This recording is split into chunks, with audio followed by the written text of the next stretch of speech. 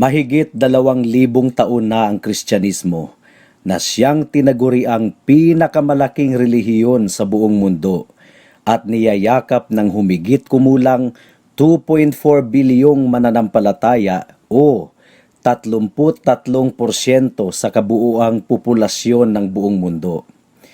Ngunit paano ba ito nagumpisa at bakit nananatili itong matatag hanggang ngayon? Nakasaad sa bagong tipan ng Biblia ang mga kaganapan ng pag-usbong ng Kristyanismo, ang kamatayan at muling pagkabuhay ni Hesukristo, ang pagbaba ng banal na Espiritu, ang pangangaral ng Ebanghelyo sa mga Hudyo sa lupain ng Palestino at sa mga Hudyo at mga Hintil na naninirahan sa ibang mga bansa, maging sa kontinente ng Europa.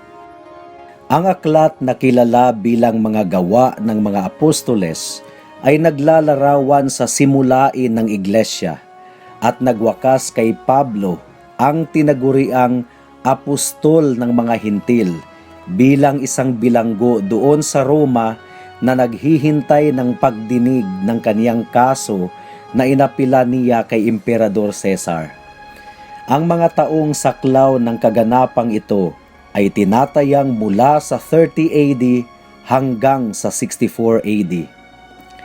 Sa mga unang dekada ng Kristyanismo, ang mga paghihirap na dinanas ng mga Kristiyano ay madalas dulot ng mga Hudyong hindi mananampalataya.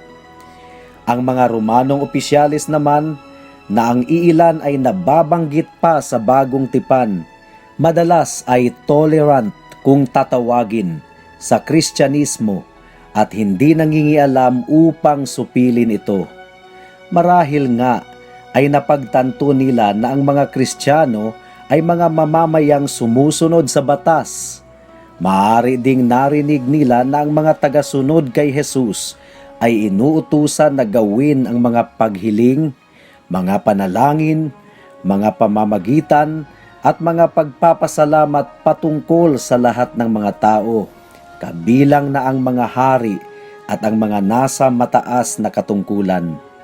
Kaya, sa mga panahong saklaw ng mga liham ng bagong tipan, hindi pinakikialaman ng mga Romanong emperador ang Kristyanismo. Subalit nagbago ang lahat noong nakaupo bilang emperador si Nero mula noong 54 AD hanggang 64 AD.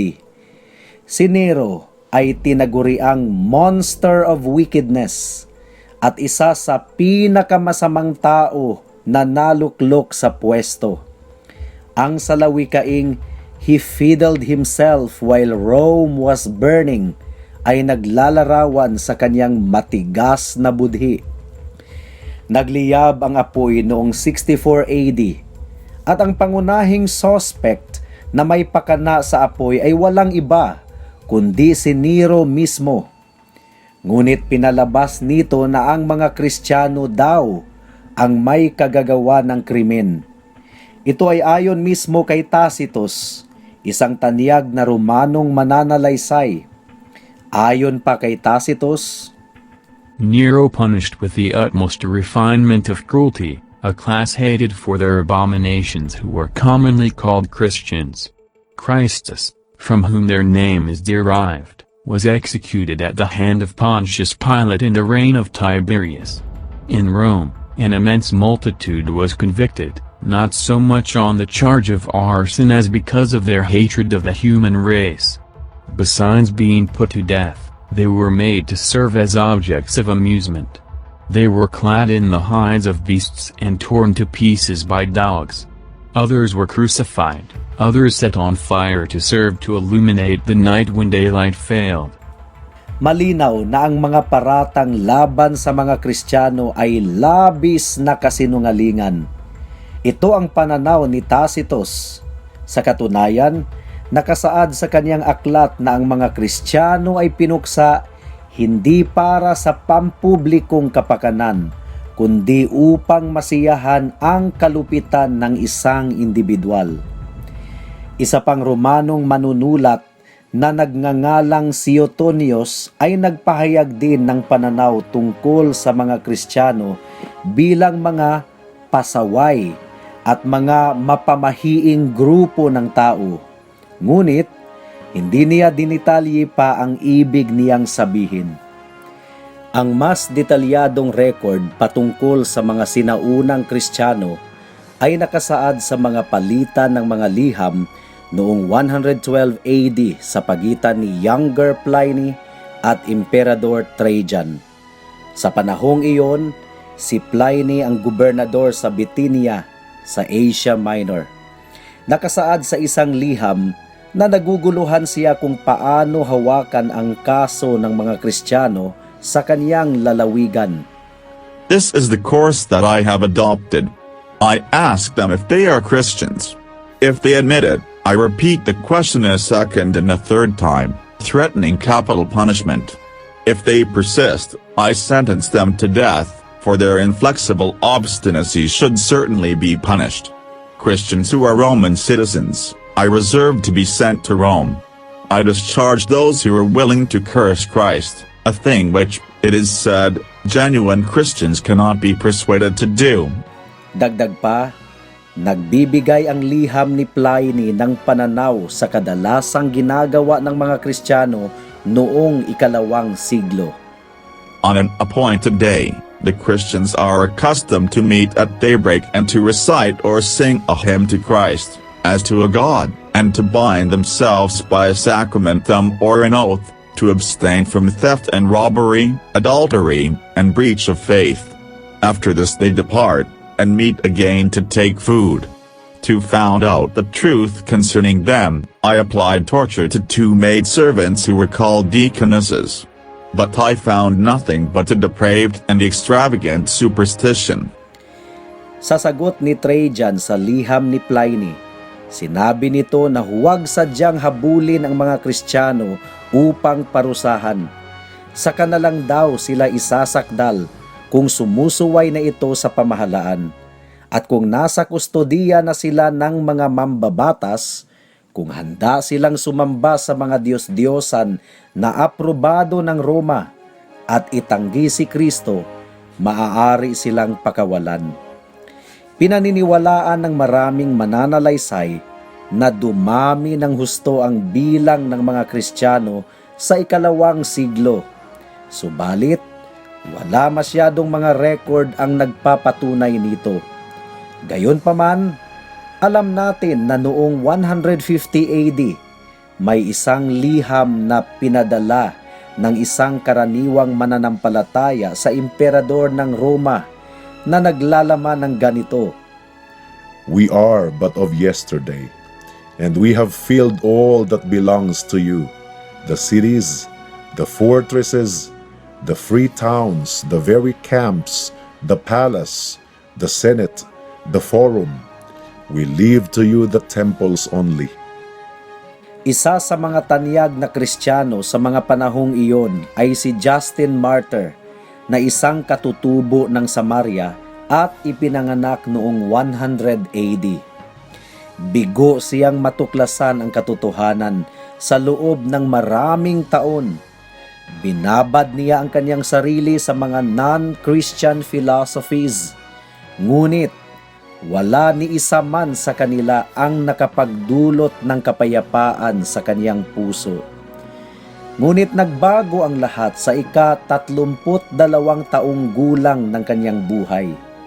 Isang araw, habang naglalakad sa dalampasigan, nakausap niya ang isang matandang mama na isang Kristiyano. Nakumbinse siya nito patungkol sa katotohanan na kay Kristo lamang. Mula noon, naging matapat na mananampalataya si Justin Martyr. At ilang taon ang nakalipas, nakapagsulat siya ng maraming apologies o mga babasahin na nagtatanggol sa pananampalatayang Kristyanismo. Detalyadong nilalarawan ng mga apologies ni Justin Martyr ang pagsambang Kristiyano sa araw ng Panginoon sa unang araw ng Sanlinggo.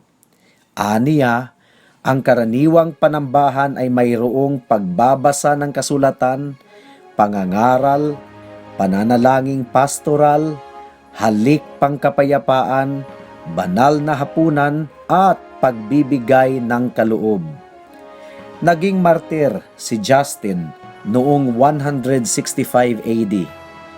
Ang isa pang martyr na pinatay kasama ni Justin ay nagbigay ng patutuo. I am a Christian, having been freed by Christ, and by the grace of Christ I partake of the same hope. Ang isang kaganapan na tumatak sa memorya ng kasaysayan 10 taon matapos patayin si Justin ay ang tinaguriang The Thundering Legions. Ang nakaupong emperador noong panahong iyon ay si Marcus Aurelius, nakilala sa kanyang mga philosophical writings na tinawag niyang Meditations.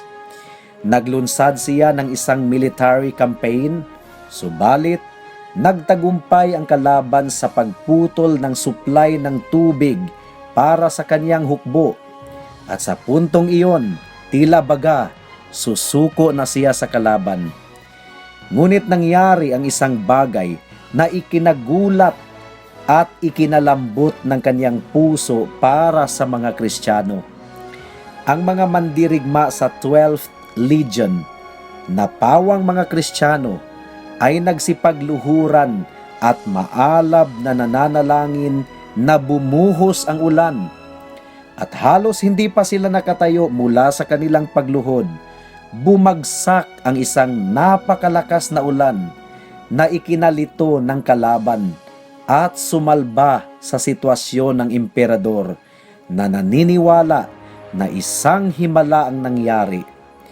Hindi Kristiyano si Emperador Marcus Aurelius, ngunit sa mga sandaling iyon, naging malambot ang kaniyang puso para sa mga tagasunod kay Kristo.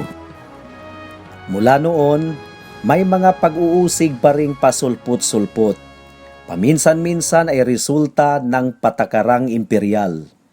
May mga pag-uusig din na ang dahilan ay ang mga kapritso ng lokal na mga gobernador at mahistrado. Ayon pa sa isang Kristiyanong manunulat na si Tertullian, ang mga Kristiyano sa panahong iyon ay naging mga scapegoats o binabagsakan ng sisi sa anumang kalamidad na nangyari. If the river Tiber rises as high as the city walls of Rome, if the river Nile does not send its waters over the fields, if there is an earthquake or famine or pestilence, immediately the cry is, "The Christians to the lions!" Anumang paratang laban sa mga Kristiyano ay mabilis na pinaniniwalaan ng mga tao at lahat ng hindi makataong pagpapahirap ay ginawa nila. Ayon sa mga mananalaysay, nagkaroon ng 10 malawakang pag-uusig laban sa mga Kristiyano at ang pinakamalupit ay ang pinakahuli. Kaya hindi na nakapagtataka kung bakit ang mga Kristiyano ay nagtitipon sa mga kuweba at iba pang tagong lugar. Gumamit din sila ng sikretong password upang makilala nila ang mga kapwa mananampalataya. Isa sa pinakakaraniwang password ay ang salitang Griego na ichthus, na ang ibig sabihin ay isda. Nagsilbi din itong acrostic sa Iesus Christus Theo Huios Soter o Jesus Christ, Son of God, the Savior. Kaya kung ang isang estranghero ay gumamit ng salitang ichthus sa usapan, sinisikap lamang nito na malaman kung ang kanyang kausap ay katulad niyang Kristiyano. Pero bakit kaya ganoon katindi ang pag-uusig laban sa mga Kristiyano noon? 5 rason ang madalas na nilalatag ng mga mananalaysay. Una, ang mga emperador ng Roma ay kontra sa mga Diyos at Panginoon na hindi inendorso ng pamahalaan. Maraming mga kinilalang mga Diyos at mga Panginoon ang Imperyo Romano, ngunit hindi kabilang doon ang Diyos ng mga Kristiyano. Pangalawa, ang pananampalatayang Kristiyano ay nangangaral patungkol sa iisang Diyos na namamahala sa buong mundo. Idinidiin ng mga Kristiyano na ang mga Diyos ng mga bansa ay pawang mga Diyos-Diyosan at sila'y nagsusumikap na lumaganap ang kaharian ni Kristo sa lahat ng sulok ng mundo. Itinuring ng mga emperador ng Roma ang katuroang ito bilang mapanganib na propaganda. Pangatlo, hindi maaaring sumali ang mga Kristiyano sa pagsamba ng mga pagano at hindi rin sila nakikipista sa pista ng mga pagano. Dagdag pa, kaugalian ng mga Kristiyano ang palagihang pagtitipon sa pagsamba at madalas nalihim ang kanilang mga pagtitipon dahil na rin sa mga pag-uusig. Kaya tinuring sila na mga kasapi ng isang secret society. Madali lamang kung paratangan sila na nagbabalak na mag-aklas laban sa gobyerno. Pang-apat, ang mga Kristiyano ay itinuring na banta sa pinansyal, political at religious interest ng mga tao, gaya ng mga pari, mga manlililok at nagbibenta ng mga ribolto, mga nagbibenta ng mga hayop na panghandog sa mga paganong templo at iba pa. At panghuli, gaya ng nabanggit na, pinaniwala ang binunsod ng mga Kristiyano sa matinding galit ang mga Diyos ng mga Romano, kaya sila ay nagpadala ng salot, lindol, pagkatalo sa giyera, at iba pang mga parusa sa buong imperyo galing sa mga Diyos ng mga Romano. Ang pinakahuling pag-uusig ay naganap sa pamumuno ni Emperador Diocletian at nag-umpisa noong taong 303. Sa taong iyon, bumisita si Diocletian sa Bithynia at nagpalabas ng utos na wasakin ang lahat ng mga dako kung saan nagtitipon ang mga Kristiyano at sunugin ang lahat ng mga Kristiyanong aklat sa buong imperyo. Ang lahat ng mga Kristiyano ay pahihirapan at tatanggihan ng lahat ng karapatang sibil. Ayon sa isang Kristiyanong mananalaysay na si Eusebius, lahat ng mga tao ay pinilit na mag-alay at maghandog sa mga Diyos-Diyosan ng imperyo. Matapos pumanaw si Diocletian, pinagpatuloy ng emperador na sumunod sa kanya na si Galerius ang pag-uusig sa dagdag pang 6 na taon hanggang sa noong taong 311, hinarap nito ang kanyang kamatayan na halos kapareho sa kamatayan ni Herod Agrippa na nakatala sa mga gawa 12:23. Siya'y kinain ng mga uod at namatay. Marapat lamang nabanggitin natin na noong malapit nang mamatay si Emperador Galerius, nagpababa ito ng Edict of Toleration o utos upang hayaan na lang ang mga Kristiyano sa kanilang relihiyon, at kaniyang inamin na siya'y labis na namangha sa tibay at lakas ng mga Kristiyano at nakiusap sa mga Kristiyano na siya'y kanilang ipagdasal.